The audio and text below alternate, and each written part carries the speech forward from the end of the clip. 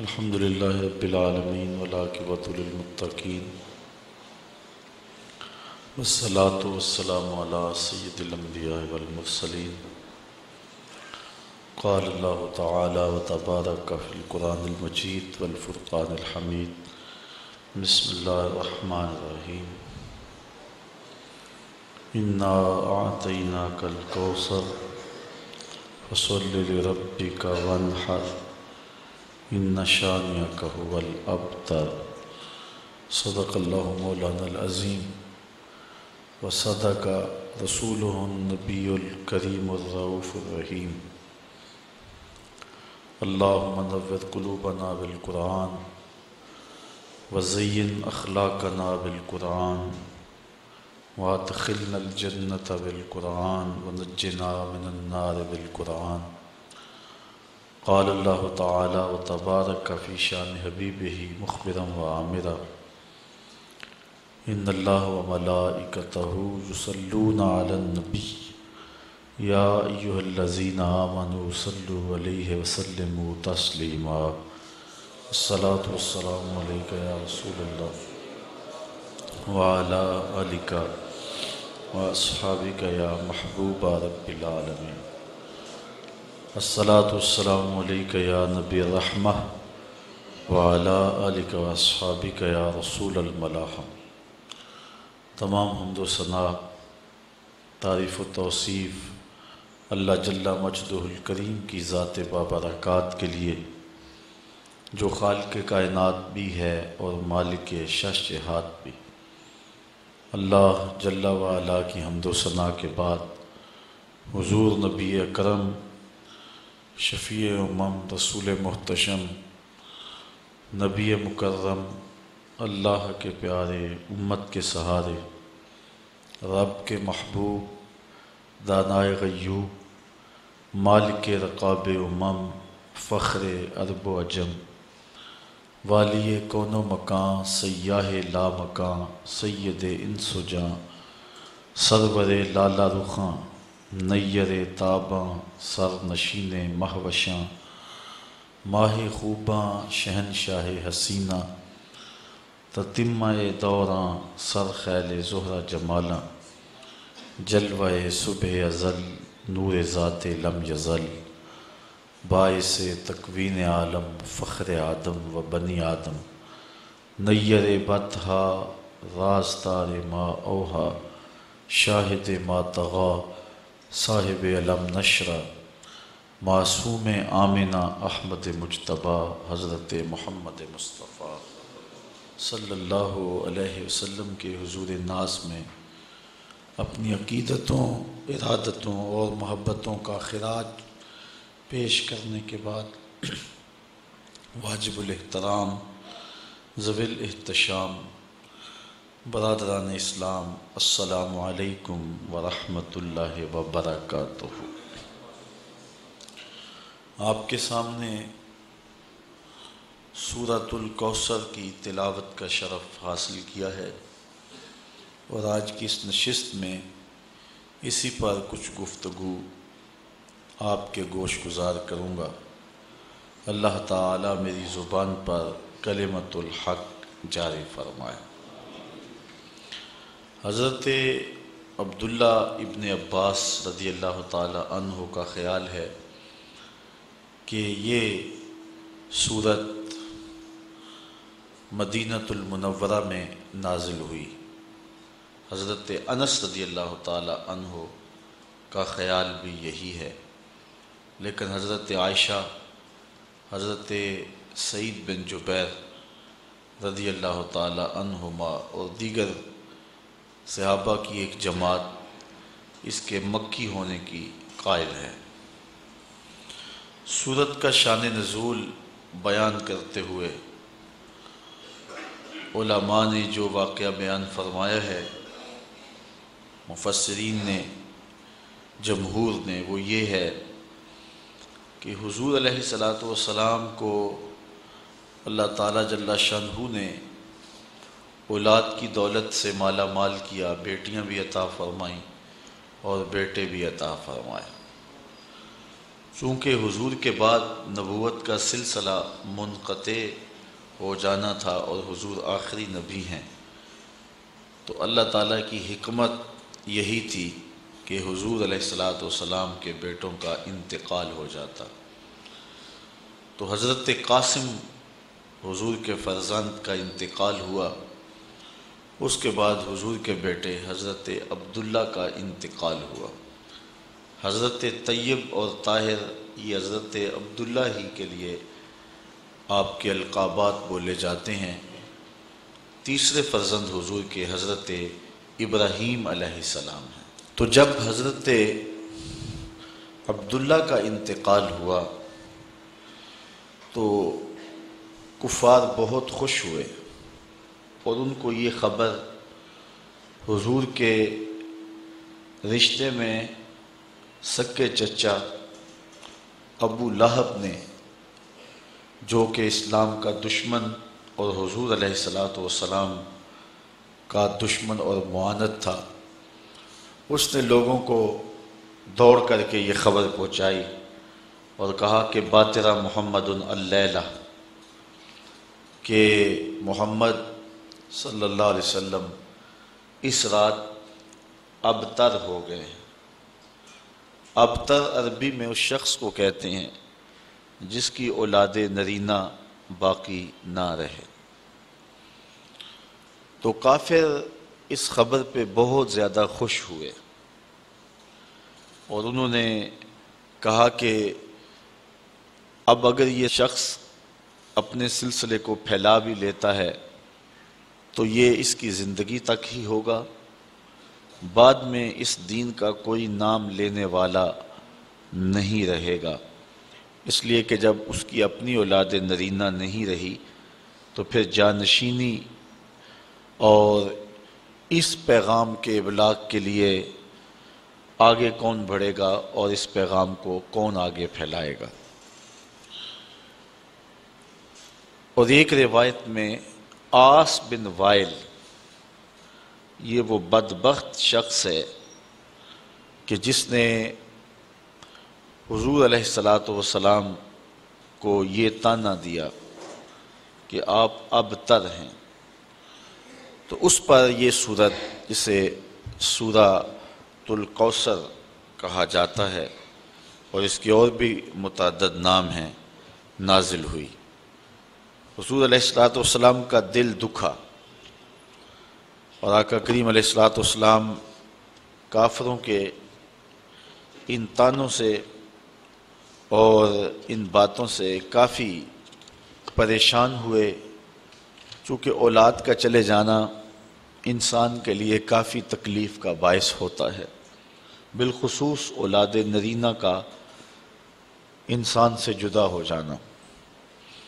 تو ایک دکھ حضور کے دل پر یہ تھا، دوسرا اس موقع پر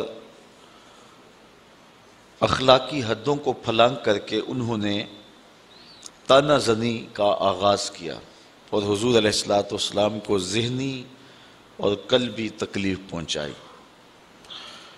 تو آقا کریم علیہ السلام جب آزردہ خاطر ہوئے، دل اطہر زخم ہوا، پہلے ہی اس راستے میں بڑے دکھ سہے تھے، تکالیف، آلام اور مصائب حضور نے برداشت کی تھیں، راہ دین میں انہیں بدنی، ذہنی اور قلبی تکلیفات برداشت کرنا پڑی تھی، کانٹے بچھائے گئے، گڑھے کھودے گئے، اجریاں ڈالی گئیں، گلے میں کپڑا ڈال کے تاؤ دیا گیا، اور مکے کے بازاروں میں حضور کے ساتھ جو سلوک ہوا، آپ تاریخ پڑھیں تو کلیجہ منہ کو آتا ہے کہ حضور نے کس قدر محنت اور کوشش اور تگ و تاز اور جد و جہد فرمائی اور راستے میں آنے والی ہر تکلیف کو برداشت کیا۔ ایک دن حضور گھر تشریف لائے تو کسی کافر نے حضور کے سر انور پہ کوڑا ڈالا ہوا تھا، تو حضرت سیدہ فاطمہ رضی اللہ تعالی عنہا پانی کا کوزہ لے کر آئیں اور اپنے باپ کا سر دھو رہی ہیں اور ساتھ آنسو بہائے جا رہی ہیں، اور آقا کریم علیہ السلام اپنی بیٹی کو تسلی دیتے ہیں۔ کتنی پامردی کے ساتھ، کتنی جرأت کے ساتھ اور کتنے حوصلے کے ساتھ ان سارے حالات کا حضور نے سامنا کیا، لیکن حضور کا فرزند انتقال کر گیا۔ حضرت عبداللہ فوت ہوئے تو قلب اطہر پہ بیٹے کی جدائی کا صدمہ بالکل تازہ تھا کہ کافروں نے اس کا بھی مذاق اڑایا، جبکہ ہمارے اس گئے گزرے معاشرے میں بھی دشمن کے ہاں کوئی ایسا واقعہ ہو جائے تو لوگ اپنی زبان بند کر لیتے ہیں، کہتے ہیں یہ 4 دن صدبے کے ہیں، یہ کاٹ لے پھر دشمنی کریں گے۔ لیکن وہ اسلام کے کتنے سخت معاندین تھے کہ جنہوں نے اس موقع پر بھی طعن و تشنیع کے تیروں کا رخ نہ موڑا اور حضور کو تکلیف پہنچائی، اور اس بات پر بھی ابتر ہونے کا طعنہ دیا۔ تو دل دکھا نہ جب حضور کا، تو جبریل امین وحی لے کر کے آئے، اور یہ سورت جسے سورت الکوثر کے نام سے آپ جانتے ہیں، یہ حضور کے قلب اطہر پہ نازل ہوئی۔ ارشاد ہوا انا اعطیناک الکوثر، محبوب ہم نے آپ کو کوثر عطا کیا۔ اپنے محبوب کے قلب اطہر کو تسلی دی، ہم نے آپ کو کوثر عطا کیا۔ کوثر کے بہت سارے معنی ہیں، ان میں سے ایک معنی اولاد کثیر بھی ہے۔ یہ کہتے ہیں کہ آپ ابتر ہو گئے، اب آپ کا کوئی نام نہیں لے گا، لیکن محبوب میں خدا ہو کے وعدہ کرتا ہوں زمانے پہ نام باقی رہے گا تو میرے محمد کا ہی رہے گا۔ فَصَلِّ لِرَبِّكَ وَانْحَرْ، اپنے رب کے لیے آپ نماز پڑھیے اور قربانی کیجیے۔ اِنَّ شَانِئَكَ هُوَ الْأَبْتَرُ، بے شک آپ کا جو مبغض ہے، دشمن ہے، معاند ہے۔ آس بن وائل کی اولاد تلاش کرنے نکل جائیں تو آپ کو آس بن وائل کی اولاد نہیں ملے گی۔ گو حضور علیہ السلام کے بیٹے اولاد نرینہ حضور کی حیات ظاہریہ میں ہی انتقال کر گئے، لیکن حضور کی نسل حضور کی بیٹی کی طرف چلی۔ اب کائنات کا کوئی گوشہ ایسا نہیں جہاں میرے محمد کے بیٹے نہ پائے جا رہے ہوں، حضور کی اولاد کثرت کے ساتھ موجود نہ ہو۔ کربلا میں خاندان نبوت کو کاٹ کے رکھ دیا گیا اور صرف امام زین العابدین بچے، لیکن اس کے باوجود کائنات کے کسی گوشے میں چلے جائیں آپ کو سادات ملیں گے، حضور کی اولاد ملیں گے۔ یہ ہے حضور کی نسبی اولاد، اور جو حضور کی معنوی اولاد ہے وہ ساری امت ہے۔ اور حضور نے فرمایا انما انا لکم مثل الوالد، میں تمہارے لیے باپ کی جگہ پہ ہوں۔ تو پوری امت مسلمہ حضور علیہ السلام کی معنوی اولاد ہے۔ آقا کریم ان کے روحانی باپ ہیں اور وہ حضور کے روحانی بیٹے ہیں۔ تو کائنات کا کوئی بھی گوشہ ہو، کوئی پستی ہو، کوئی بلندی ہو، کوئی ملک ہو، کوئی دیس ہو، کوئی جزیرہ ہو، آپ جہاں بھی پہنچیں گے تمہیں حضور علیہ السلام کے کلمے کی صدا ضرور آئے گی۔ تو یہ ہے حضور علیہ السلام کے نام کی بقا اور حضور کے ذکر کا باقی رہنا جو میرے رب نے وعدہ کیا تھا۔ دشمن مٹ گیا رب کے وعدے کے مطابق، اور محبوب کا نام باقی رہا۔ یہاں ایک سوال ہے کہ اللہ کہے کہ محبوب تیرا دشمن ابتر ہے، آس بن وائل کے 4 بیٹے زندہ رہے، تو جو بات ہمارا رب کہے گا وہ تقدیر کا فیصلہ ہوگا، تو اس کے 4 بیٹے مر جانے چاہیے تھے، لیکن وہ 4 زندہ رہے۔ تو پھر یہاں اس آیت کا مفہوم کیا ہوگا؟ تو علماء بیان فرماتے ہیں کہ وہ 4 بیٹے آس بن وائل کے مسلمان ہو گئے، بیٹے اس کے تھے اور کلمے میرے رسول کے پڑھتے تھے۔ تو زمانے کو بتایا کہ ابتر کون ہے، تیرے بیٹے بھی جب میرا نام لے رہے ہیں، تیرے بیٹے بھی میرے قصیدے جب پڑھ رہے ہیں، تو بتا پھر ابتر کون ہوا؟ تیرا نام باقی نہیں ہے، اور مصطفیٰ کریم علیہ السلام کا نام آج بھی باقی ہے۔ اور اس دور میں بھی ابو جہل کا بیٹا اکرمہ اسلام کی دولت سے مالا مال ہوتا ہے اور اسی راہ میں اپنی جان قربان کرتا ہے۔ اس طرح باقی جتنے بھی بڑے بڑے کفار تھے ان کے سارے بیٹے، ساری اولادیں حضور علیہ السلام کی غلامی میں آ گئیں اور حضور علیہ السلام کے حلقہ ارادت میں شامل ہو گئیں۔ فتح مکہ کے دن 10,000 صحابہ کے ساتھ حضور مکے میں داخل ہوئے تو ان لوگوں نے حضور علیہ السلام کے سامنے پیش ہو کے معذرت کی، اپنے دروازے کھول دیے، حضور کا استقبال کیا، اور پھر پوری کائنات پر حضور علیہ السلام کی عظمت کا ڈنکا بجنے لگا، اور آقا کریم علیہ الصلوۃ والسلام کے دین کا غلبہ اس انداز میں اور اس صورت میں ہوا کہ ایک شخص بھی مکے کے اندر اب کافر موجود نہیں ہے، اور حضور علیہ السلام کی زندگی اور حیات ظاہریہ کے اندر ہی تمام کا تمام مکہ جو ہے وہ اہل ایمان سے بھر گیا تھا۔ تو یہ حضور علیہ الصلوۃ والسلام کی عظمت ہے جس کا بیان ہے۔ اب تھوڑی سی گفتگو اس صورت پر آپ کے گوش گزار کرنا چاہوں گا۔ اللہ تعالیٰ جل شانہ نے ارشاد فرمایا انا آتیناک الکوثر، بے شک ہم نے آپ کو کوثر عطا کیا۔ یہاں اتینا کے لفظ نہیں ہے، آتینا کے، یعنی اتینا اگر ہوتا تو اس کا معنی ہوتا ہم نے آپ کو کوثر دیا، اور جو چیز دی جائے وہ واپس بھی لے لی جاتی ہے، لازمی نہیں ہے کہ وہ واپس نہ لی جائے، واپس لینا چاہے دینے والا تو وہ لے بھی سکتا ہے، یہ ہے کسی چیز کا دینا۔ اور یہ اتینا نہیں آتینا ہے، تو اس کا معنی جو ہے عطا کرنا، یعنی یہاں یہ معنی نہیں ہے کہ ہم نے کوثر دیا، بلکہ کوثر دیا اس معنی میں ہے کہ ہم نے آپ کو کوثر دے دیا۔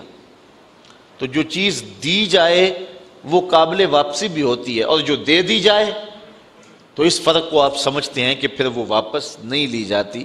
تو اللہ تعالیٰ جل شانہ نے اپنے محبوب کو فرمایا کہ اے محبوب، ہم نے تمہیں کوثر دے دیا، ہم نے تمہیں خیر کثیر عطا کر دیا، دے دیا۔ تو اللہ تعالیٰ جل شانہ کی یہ عطا خاص ہے جو محبوب علیہ الصلوۃ والسلام کو عطا کی گئی۔ دوسرا لفظ ہے کوثر۔ کوثر ہر کثرت کو کہتے ہیں، الخیر الکثیر فی الدنیا والدین، دنیا اور دین کی ہر کثرت کو کوثر کہتے ہیں، وخیرات الآخرہ، اور آخرت کی ہر بھلائی کو کوثر کہتے ہیں، یعنی کوثر کے دامن میں وسعت بہت ساری ہے۔ ہم نے آپ کو کوثر دیا، یعنی بہت ساری کثرتیں عطا فرمائیں۔ اس پر علماء نے بہت کچھ لکھا ہے اور اس کے کئی معنی اور کئی اس کے مطالب بیان فرمائے ہیں کہ کوثر سے مراد کیا ہے۔ مفسرین کی ایک جماعت یہ کہتی ہے کہ کوثر سے مراد ایک نہر ہے جو جنت میں بہتی ہے، وہ محبوب علیہ السلام کو عطا کی گئی۔ تو یہاں محبوب کو کہا کہ محبوب یہ دنیا کیا ہے، آپ کو تو جنت کی نہر عطا کر دی گئی ہے۔ جنت میں کل 4 نہریں ہیں، مائے معین، کوثر، سلسبیل اور تسنیم۔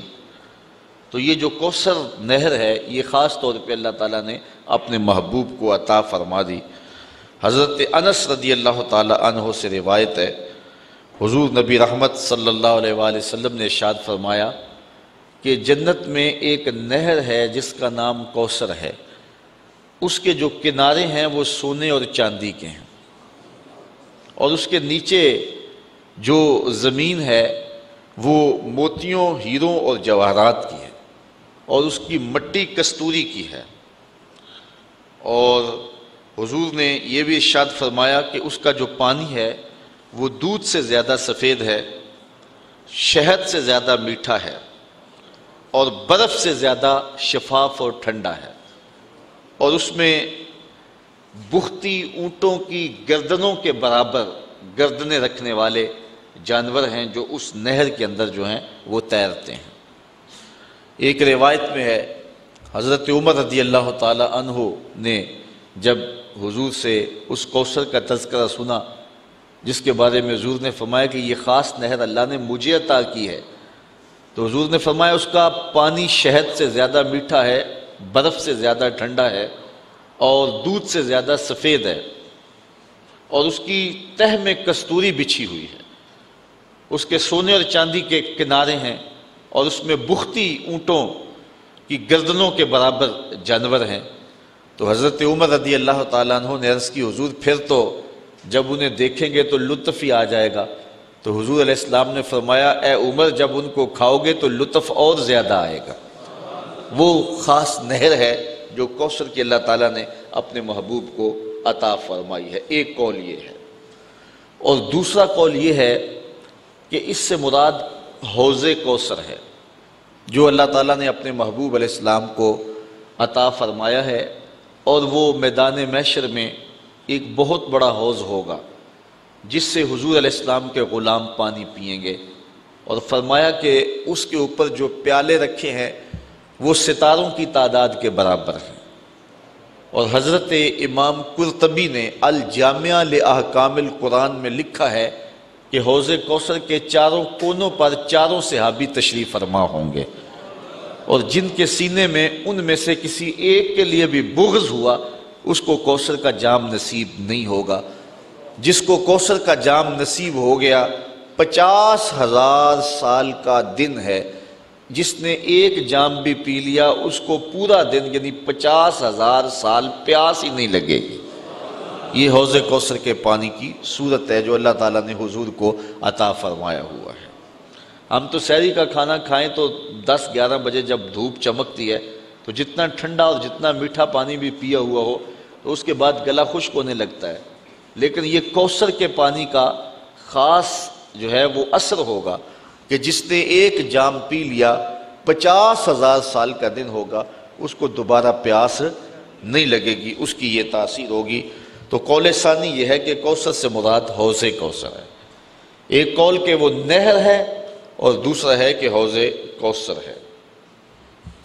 تیسرا قول جس کو مفسرین نے امام فخر الدین رازی نے بیان فرمایا الکوثر اولادہ، وہ جو قول میں نے پہلے پیش کیا کہ کوثر سے مراد اولاد ہے، کہ انہوں نے اے محبوب آپ کو ابتر ہونے کا طعنہ دیا ہے، جتنی کثرت کے ساتھ تیری اولاد ہوگی محبوب کسی کی ہوگی ہی نہیں۔ زمانے کے اوپر جس قدر تیری اولاد کا پھیلاؤ ہوگا اس قدر کسی اور کی اولاد نہیں ہوگی۔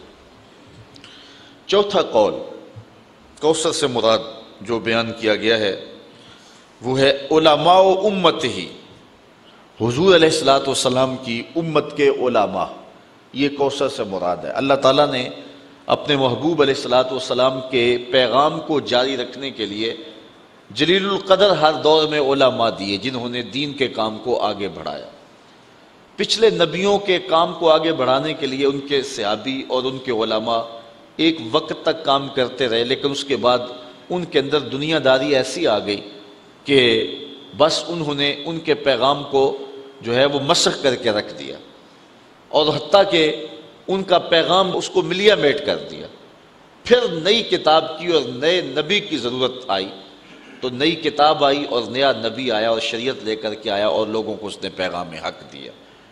لیکن حضور علیہ السلام کی امت میں ایسے ایسے علماء ہوئے ہیں کہ جنہوں نے اتنا زیادہ کام کیا ہے کہ عقل حیران ہو جاتی ہے۔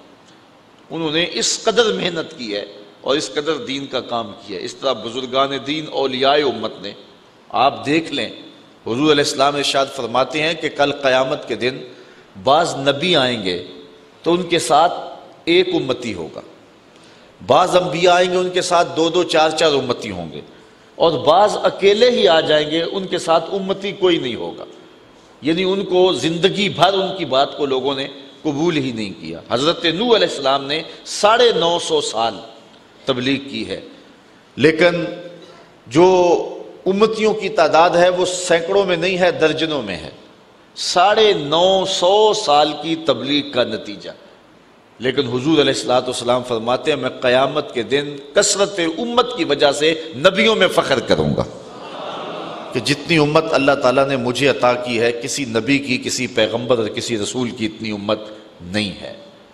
یار ایک معین الدین چشتی اجمیری نے 90 لاکھ کافروں کو کلمہ توحید پڑھایا، تو یہ حضور علیہ السلام کی امت کی وسعت دیکھیے۔ اس وقت 1 ارب 40 کروڑ انسان دنیا کے اوپر آباد ہیں جو حضور کا نام لیتے ہیں اور حضور کا کلمہ پڑھتے ہیں، 1 ارب 40 کروڑ انسان، ہر چوتھا شخص اس وقت پوری دنیا کے اوپر مسلمان ہے، جبکہ یہ امت کے زوال کا دور ہے۔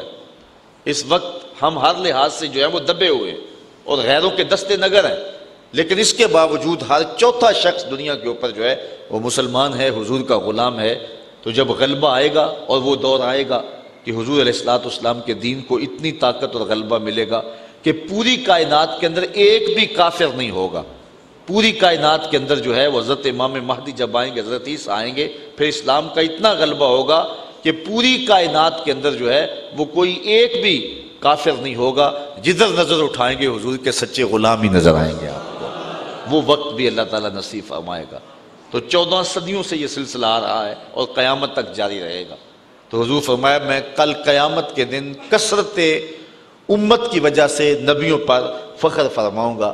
تو اس امت کے علماء نے غزالی اور رازی جیسے لوگ، امام احمد بن حنبل جیسے، امام اعظم ابو حنیفہ جیسے، امام شافعی، امام مالک، امام بخاری، امام مسلم، امام ترمذی جیسے لوگوں نے آ کر کے اس دین کے کام کو آگے بڑھایا۔ تو کوثر سے مراد جو ہے وہ علماء امت ہیں جو حضور علیہ السلام کو عطا کیے گئے، اور اتنے علماء کثرت کے ساتھ کسی اور نبی کو نہیں عطا کیے گئے۔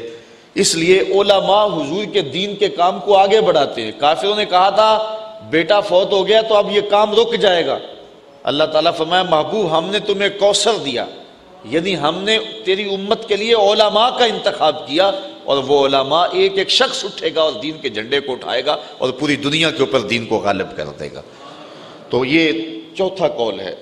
5واں قول الکوثر هو النبوہ، کوثر سے مراد نبوت ہے جو حضور علیہ السلام کو عطا کی گئی۔ گو باقی نبیوں کو بھی یہ نبوت عطا فرمائی گئی ہے، لیکن حضور علیہ السلام کی نبوت اور حضور علیہ السلام کی جو رسالت ہے وہ باقیوں سے ممتاز ہے۔ باقی نبیوں کو بھی معجزات دیے گئے ہیں، لیکن حضور علیہ السلام کو جو معجزات دیے گئے ہیں وہ باقیوں سے ممتاز ہیں۔ اس پر ایک لمبی بحث ہے جو امام رازی نے فرمائی ہے۔ انبیاء علیہ السلام کے درجات کا ذکر کیا ہے، پھر حضور کے مرتبے کا ذکر کیا ہے۔ سب کو درجے دیے گئے ہیں، نبوت کے کمالات دیے گئے ہیں، لیکن جو نبوت حضور کو اور جو کمالات حضور کو دیے گئے ہیں وہ حضور کو ہی دیے گئے ہیں۔ تلک الرسل فضلنا بعضهم علی بعض منہم من کلم اللہ ورفع بعضهم درجات۔ اللہ تعالیٰ ارشاد فرماتا ہے یہ رسول ہیں جن کو ہم نے ایک دوسروں پر فضیلت دی ہوئی ہے، ان میں سے کوئی ایسا ہے جس سے رب نے کلام کیا، اور ان میں سے کوئی ایسا بھی ہے کہ جو درجوں میں سب سے فضیلت اور بلندی پا گیا، اور اس سے مراد میرے اور آپ کے آقا و مولا حضور نبی رحمت صلی اللہ علیہ وآلہ وسلم ہے۔ حضور وہاں تک گئے اور وہ بلندیاں حضور کو نصیب ہوئیں جو کسی اور کا مقسوم نہیں ہے۔ کوئی فلک تے رہ یار گیا، کوئی جا سدرا تے ہار گیا، ایک کالیاں زلفاں والا سی جڑا عرش تو بھی لنگ پار گیا۔ جو حضور کو کمالات دیے گئے ہیں، حضور کو جو رفعتیں دی گئی ہیں وہ کسی اور کو نصیب نہیں ہوئی۔ تو یہاں سے نبوت مراد ہے، اور پھر حضور کو وہ جو کمالات دیے گئے ہیں نبوت کے وہ حضور علیہ السلام کے علاوہ کسی اور کو نصیب نہیں ہوئے۔ چھٹا قول جو امام فخر الدین رازی نے بیان کیا ہے وہ فرماتے ہیں الکوثر هو القرآن، کوثر سے مراد قرآن ہے، اور قرآن کی فضیلت حصر اور شمار میں نہیں آتی۔ یعنی اللہ تعالیٰ نے اپنے محبوب کو جو خیر کثیر عطا فرمائی ان میں سے ایک چیز جو ہے وہ قرآن ہے، اور قرآن کے فضائل اتنے ہیں کہ جن کو آپ شمار میں نہیں لا سکتے۔ باقی نبیوں کو بھی معجزات دیے گئے ہیں، لیکن ان کے معجزات ان کے ساتھ ہی چلے گئے، جب وہ اس دنیا سے گئے تو معجزات بھی ساتھ لے گئے۔ اور حضور کا سب سے بڑا معجزہ قرآن ہے۔ حضور 14 صدیاں بیت گئیں اس دنیا سے پردہ فرما گئے ہوئے ہیں، لیکن حضور کا زندہ معجزہ آج بھی ہمارے پاس اصلی حالت میں موجود ہے، اور آج بھی ہم سر پہ اٹھا کے سینے پہ لگا کے اپنے پیغمبر کی صداقت کی گواہی دے سکتے ہیں۔ 7واں قول حضرت امام رازی نے یہ بیان کیا الکوثر الاسلام، کوثر سے مراد جو ہے وہ اسلام ہے، اس لیے کہ دنیا اور آخرت کی بھلائیاں اسلام سے حاصل ہوتی ہیں۔ اسلام نہیں ہے تو دنیا کے اندر بھی خیر نہیں ملتا اور آخرت میں بھی بھلائی نصیب نہیں ہوتی۔ تو اللہ تعالیٰ نے اپنے محبوب کو جو فرمایا کہ ہم نے تمہیں کوثر عطا کیا، تو اس کا مطلب ہے ہم نے آپ کو خیر کثیر عطا فرمایا۔ 8واں قول الکوثر کثرت الاتباع والاشیاء، یہ وہی بات ہے جو علماء کے زمرے میں آپ کی گوش گزار کر دی کہ حضور کے ماننے والوں کی کثرت ہے، یعنی باقی لوگوں کو یہ کثرت نہیں دی گئی جو حضور کو دی گئی ہے۔ میں نے حضرت نوح علیہ السلام کا ذکر کیا ہے کہ انہوں نے 950 سال تبلیغ فرمائی ہے، یہ ان کی عمر تبلیغ ہے، ویسے ان کی زندگی زیادہ ہے لیکن عمر تبلیغ 950 سال ہے، لیکن صرف درجنوں لوگ اسلام لائے۔ حضور کی کل ظاہری حیات 63 برس ہے، 40 سال تک اعلان نبوت ہی نہیں کیا، باقی 23 سال حضور نے کام کیا ہے۔ ان 23 سالوں کے اندر پہلے جو 13 سال مکی ہیں انتہائی کٹھن حالات میں گزرے۔ مدینے میں چلے گئے تو پہلے جنگوں میں الجھا دیا گیا، اس کے بعد کچھ سال موقع ملا، چلو آپ پورے 23 سال شمار کر لیں۔ تو ان 23 سالوں کے اندر حجۃ الوداع کے موقع پہ جو لوگ حضور علیہ السلام کے سامنے کھڑے تھے، حج کرنے کے لیے آئے تھے، ان کی تعداد 1,44,000 تھی۔ یہ صرف 23 سال کا نتیجہ، جو گھروں میں ہے سارے حج پہ نہیں آئے۔ میں نے کہیں پڑھا ہے کہ اس وقت مسلمانوں کی کل تعداد جب حضور نے وصال کیا ہے 6.5 لاکھ کے قریب تھی۔ صرف 23 سالوں کے اندر اس کٹھن حالات میں مکے کے لوگ کتنے سخت تھے اور عرب کے لوگ کتنے کٹھن تھے، اور وہ اپنے ان پچھلے عقائد پر کتنی سختی سے ڈٹے اور جمے ہوئے تھے، ان سے جو ہے وہ اسلام کی طرف ان کو لانا یہ کتنا جان جوکھوں کا کام تھا، اور یہ صرف 23 سال کے اندر ہوا۔ کوئی جو ہے وہ سپورٹ نہیں تھی۔ اللہ تعالیٰ نے اپنے محبوب کو جو یتیم پیدا کیا ہے تو اس کی حکمتوں میں سے علماء نے یہ بیان کیا کہ کل کوئی یہ نہ کہے کہ انہیں خاندانی سپورٹ ہوئی اور مالی سپورٹ ہوئی تب یہ کام کر گئے، یہ دیکھو پیدا ہوتے باپ بھی نہیں ہے۔ پھر جو ہے وہ ماں انتقال کر گئی 6 سال کی عمر میں، پھر چچا نے جو ہے وہ ذمہ داری لی، لیکن جب نبوت کی ذمہ داریاں حضور کے کندھوں پہ آئیں اور حضور نے پیغام کا ابلاغ کرنا شروع کیا، تھوڑے دن ہوئے تو جو ہیں وہ بھی انتقال کر گئے۔ آج کل تو تنظیمیں اور آج کل شخصیات کو جو ہے وہ ایجنسیاں آگے لاتی ہیں، سیاسی اور مذہبی تنظیمات کو وہ پروموٹ کرتی ہیں، لیکن مشکل کام ہوتا ہے کہ بغیر کسی کی سپورٹ کے آگے آنا۔ اب یہ دیکھو کار نبوت، حضور علیہ السلام کی ذمہ داری، اور آقا کریم علیہ السلام پیدا ہوئے باپ بھی نہیں ہے، ماں بھی انتقال کر گئی، چچا بھی انتقال کر گئے، خاندان والے خود مخالفت کر رہے ہیں، ابو لہب مقابلے میں کھڑا، سکا چچا لگتا ہے۔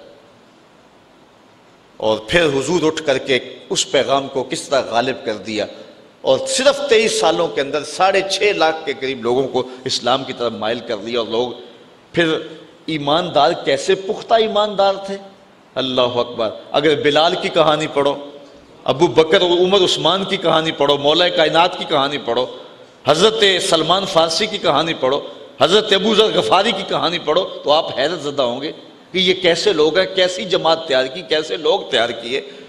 ان کے اندر محبت کے جذبے کتنے فراواں تھے، انفاق کے جذبے کتنے فراواں تھے، ان کے اندر اخلاقیات کتنی بلند تھی، جذبہ جہاد کتنا فراواں تھا۔ صرف 23 سالوں کے اندر ایک انقلاب بپا کر دیا۔ مورخ اسلام حفیظ جلندری کہتا ہے وہ کڑکا تھا ایک بجلی کا، یا کہ صوت ہادی، عرب کی زمین جس نے ساری ہلا دی۔ صرف 23 سالوں کے اندر وہ سال انقلاب بپا کیا کہ دنیا حیرت زدہ رہ گئی کہ یہ ہوا کیا۔ ایک عرب نے آدمی کا بول بالا کر دیا، خاک کے ذروں کو ہم دوش سریا کر دیا۔ تو یہ حضور کا کام تھا جو مختصر عرصے میں حضور نے کیا۔ تو کوثر سے مراد کثرت متبعین ہیں جو حضور علیہ السلام کی اتباع کرنے والے ہیں۔ 9واں قول علماء بیان فرماتے ہیں الفضائل الکثیر اللاتی فیہ، کہ حضور علیہ السلام کے کثرت کے ساتھ فضائل ہیں۔ ان میں سے ایک یہ کہ حضور کی امت جو ہے وہ تمام نبیوں کی امتوں سے افضل ہے، اور حضور تمام نبیوں سے افضل ہیں، اور حضور علیہ السلام کو اللہ تعالیٰ نے جو سب سے افضل کتاب ہے قرآن مجید وہ عطا فرمائی، یعنی حضور علیہ السلام کو ہر شے فضیلت والی عطا کی۔ کتاب دی تو وہ کتابوں سے افضل، امت دی تو وہ امتوں سے افضل۔ کوثر سے مراد ایک قول امام راضی یہ بیان کرتے ہیں الکوثر رفعت الذکر، کوثر سے مراد ذکر کی رفعت ہے، یعنی کائنات پہ جتنا ذکر میرے رسول کا ہوا کسی اور کا ہوا ہی نہیں ہے۔ اس وقت بھی آپ دیکھ لیں جاوا کے ساحل سے لے کر رباط کے کوچہ و بازار تک، شرق سے لے کر غرب تک، شمال سے لے کے جنوب تک، کائنات کا کوئی گوشہ ایسا نہیں ہے جس گوشے میں ہر وقت حضور علیہ السلام کا نام اذانوں میں گونج نہ رہا ہو۔ پوری کائنات کے اندر ایک لمحہ بھی ایسا نہیں ہوتا جب حضور علیہ السلام کے نام کی دہائی نہ دی جا رہی ہو اور اذان نہ پکاری جا رہی ہو۔ پھر جو درود شریف پڑھنے والے لوگ ہیں، حضور کا ذکر کرنے والے لوگ ہیں، یہ یہاں ہزاروں کی تعداد میں ہم لوگ بیٹھ کر کے حضور کا ذکر کر رہے ہیں، تو صرف سیالکوٹ میں ہی اس کے علاوہ اس وقت کتنے لوگ ہوں گے کہ جو حضور علیہ السلام کے ذکر میں مجالس سجائے بیٹھے ہوئے ہوں گے، دروس قرآن میں حضور کا تذکرہ کر رہے ہوں گے۔ پھر پورے ضلع میں پھیل جائیں، پورے صوبے میں، پورے ملک میں، پھر پوری اسلامی دنیا میں چلے جائیں، تو جتنی رفت ذکر اللہ نے اپنے محبوب کو عطا فرمائی ہے۔ اور پھر جب ربیع الاول کا موسم آتا ہے، اور پھر بالخصوص جب وہ سہانی گھڑیاں آتی ہیں جس لمحوں کے جرمٹ میں حضور پیدا ہوئے ہیں، تو اس وقت ذرا دیکھیں کائنات میں کوئی گوشہ ایسا نہیں ہوتا ہے۔ بلکہ میں نے آپ کو اس بار ربیع الاول کے موقع پہ بتایا تھا کہ سمندروں کی سطحوں کے اوپر چھوٹی کشتی اور جہاز کرائے پہ لے کر نا جو ہے وہ ساحل سمندر کے اوپر لوگوں نے سمندر کی سطح پر بھی حضور کے نام کا جھنڈا لہرایا ہے کہ یہ سمندر بھی جو ہے وہ حضور کے ذکر سے خالی نہ رہ جائیں۔ تو پہاڑوں کی تہوں میں اور غاروں میں اور اونچی چوٹیوں پر، عالم کفر میں، عالم اسلام میں، کائنات کا کوئی گوشہ ایسا نہیں ہوتا کہ جہاں حضور کا ذکر نہ ہو۔ مولانا ظفر علی خان نے کیا خوب بات کہی، کیا ہی شان احمدی کا چمن میں ظہور ہے، ہر گل میں ہر شجر میں محمد کا نور ہے۔ تو کائنات کا ایک گوشہ حضور کے ذکر سے تر رہتا ہے۔ تو کوثر کا یہ مفہوم ہے جس کو حضرت امام فخر الدین رازی نے بیان کیا، اور حضور کے ذکر کو رفت اتنی دی گئی ہے کہ اللہ تعالیٰ جل شانہ نے فرمایا، محبوب اذا ذکرت ذکرت معی، جب میرا ذکر ہوگا تو میرے ذکر کے ساتھ تیرا بھی ذکر ہوگا۔ کبھی ایسا نہیں ہوا کہ ذکر خدا مصطفیٰ کے ذکر سے جدا ہو، وہ ذکر ہی نہیں ہے خدا کا جو مصطفیٰ کے ذکر کے ساتھ نہ ہو۔ تو یہ رفت ذکر، یہ کوثر کا ایک مفہوم ہے۔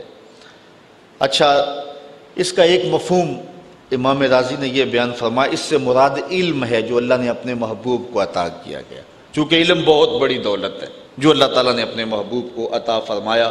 علم کی وسعت کا عالم یہ ہے، وَعَلَّمَكَ مَا لَمْ تَكُنْ تَعْلَمْ وَكَانَ فَضْلُ اللَّهِ عَلَيْكَ عَظِيمًا۔ اے محبوب، آپ جو بھی نہیں جانتے تھے تمہارے رب نے آپ کو سب کچھ عطا کر دیا، اور یہ آپ پر اللہ کا بہت بڑا فضل ہے۔ جس فضل کو اللہ بھی بڑا کہہ رہا ہے وہ کتنا بڑا ہوگا۔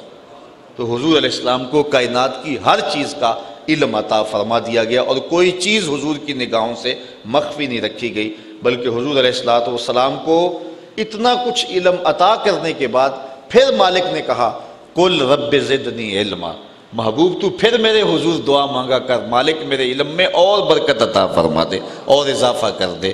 اور حضور کے علم کی وسعت کا عالم یہ ہے کہ حضور کے زمانے اور حضور کے دور کی ہر شے کا علم تو حضور کو تھا ہی تھا۔ جو گزرے ہوئے ادوار تھے وہ بھی حضور کے سامنے تھے، آنے والے بھی حضور کے سامنے ہیں۔ اور بلکہ آقا کریم نے فرمایا، قرب قیامت میں جب دجال آئے گا اور میرے غلام اس دجال کے مقابلے میں نکلیں گے اور اس کے مقابلے میں جو ہے وہ ٹکراؤ کریں گے، انی لعارف اسماءہم واسماء آبائہم والوان خیولہم، میں اپنے ان غلاموں کے ناموں کو جانتا ہوں، ان کے باپوں کے ناموں کو جانتا ہوں، جن گھوڑوں پہ چڑھ کے جہاد کریں گے ان گھوڑوں کے رنگوں کو بھی جانتا ہوں۔ یہ علم اللہ تعالیٰ نے اپنے محبوب کو عطا فرمایا۔ کوثر سے مراد خلق حسن ہے، یعنی حضور کو اللہ تعالیٰ جل شانہ نے یہ جو خلق حسین عطا فرمایا، خود فرمایا وَإِنَّكَ لَعَلَىٰ خُلُقٍ عَظِيمٍ، جو اللہ نے اپنے محبوب کو خلق عطا فرمایا۔ کوثر سے مراد ایک معنی یہ بھی علماء نے بیان فرمایا، کوثر سے مراد مقام محمود ہے، حضور کو جو اللہ تعالیٰ عطا فرمائے گا محبوب کریم کو، اور وہ شفاعت کا مقام بلند ہے، حضور کو مقام محمود پہ فائز المرام کیا جائے گا، اور آقا کریم جو ہے پھر جس کی چاہیں گے شفاعت کریں گے۔ وہ مخصوص لفظ ہیں جو حضور علیہ السلام کو دیے جائیں گے، اس وقت حضور ان لفظوں سے اللہ کی حمد بولیں گے، پھر اس کے بعد حضور شفاعت کے لیے جو ہیں وہ دامن کرم پھیلائیں گے۔ اور حضور کو اللہ تعالیٰ نے یہ اختیار دیا ہے، کہا میرے اللہ نے مجھے اختیار دیا ہے، چاہے جو ہے وہ آدھی امت بغیر حساب کے بخشوا لوں اور چاہے حق شفاعت لے لوں۔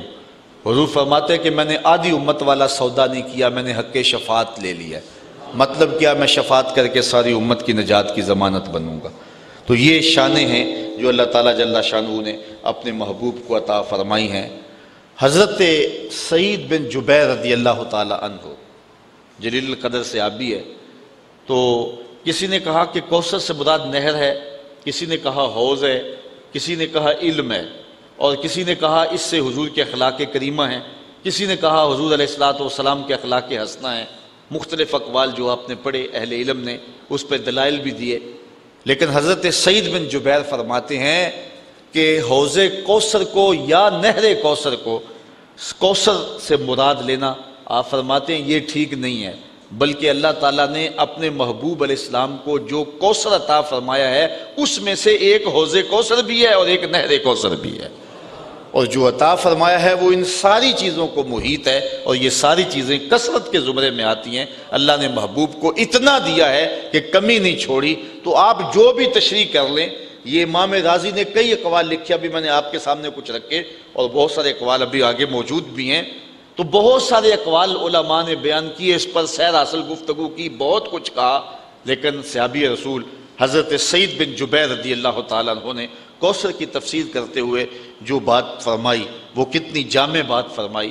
آپ فرمانے لگے جو بھی آپ کہہ لیں اس پر جو دلائل دے لیں، تو فرمایا کہ کوثر کی کثرت کے اندر یہ سب کچھ آ جاتا ہے، نہر بھی اس کے اندر آ جاتی ہے اور حوض کوثر بھی آ جاتا ہے، آپ جو بھی کہیں گے وہ کوثر کے اندر ہی ہوگا۔ یعنی اللہ تعالیٰ نے اپنے محبوب کو اتنا دیا ہے کہ کمی کسی چیز کی چھوڑی ہی نہیں ہے۔